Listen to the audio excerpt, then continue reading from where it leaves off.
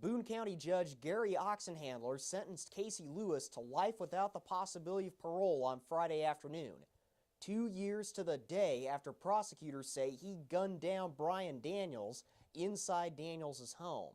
To have the final person sentenced today that was involved in the murder, it means a lot actually to have it happen today. James Thompson had been named sole beneficiary in Daniels' will 2 months before the murder.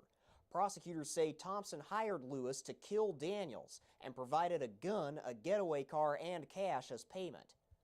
Both Thompson and Lewis were charged with first-degree murder. Thompson was convicted in January and sentenced to life without parole in March. Lewis was convicted in February.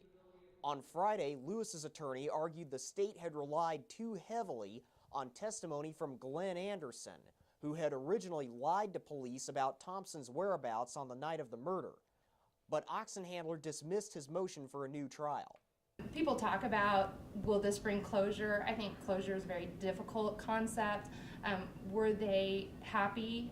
Maybe happy is not the right word, but satisfied with the jury's verdict? Certainly.